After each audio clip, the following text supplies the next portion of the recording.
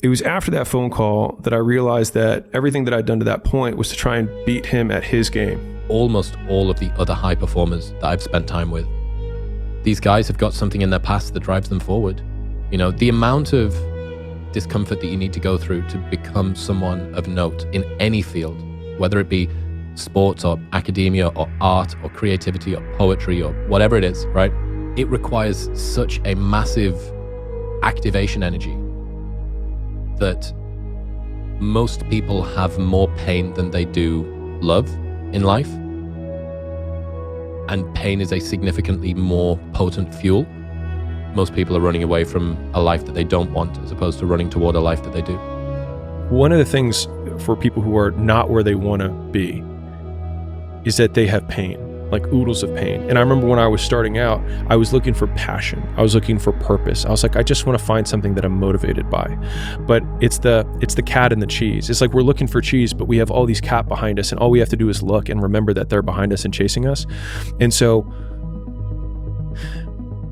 if you have the cat and you're staying in your current situation, you're being used by the cat, right? You're being used by the business owner who, you know, it doesn't treat you well and is, you know, and you're in this job that you don't really want to be in, right? Or you're being used by the situation or the context of the relationship that you're in with the girl that you're like not that into, right? Versus saying like, this is terrible. And because of this terribleness, I now have something that I can run away from. And then like, rather than not looking at the knife or trying to take painkillers to not feel the pain, it's like completely sobering up, taking the knife and twisting it in your own heart and being like, I'm going to fucking do something about this. And I think that that's what the heroes, like if we're heroes in our own story, it's not avoiding pain, it's choosing from the very beginning, the alchemy, which is like, you have these terrible situations. It's like, and you have the opportunity to turn them into magic and skip or shortcut all the growth you're going to have in a really short period of time simply by twisting the knife and being like, I'm going to do something about it. Your bad habits and your resentment and your bitterness and all of that, your procrastination gets completely out of hand and you auger down and you're in your own personal version of hell in 3 to 5 years. What does that look like? Well, everyone knows that. It's like everyone can look into the future and think, well, if I keep going on this dark path, this is where I'll end up. Well, then you've got little hell outlined for yourself to run away from, and you got a little heaven outlined for yourself to run towards, and then you're motivated. Because sometimes, you know, you're just hopeful. I would like a good thing to happen. It's my belief that fear is a much more powerful driver than desire, that most people are running away from things that they don't want as opposed to running toward things that they do.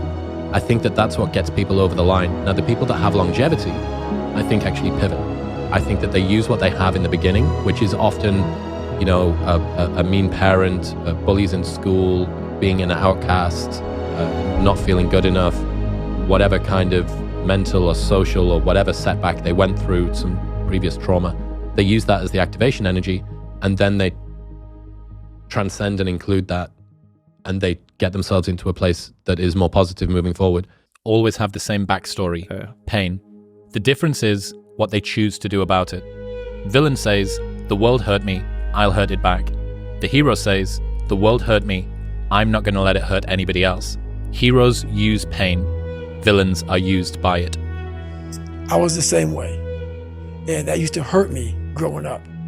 Now I fucking thrive in that shit. And that's where I gain the advantage.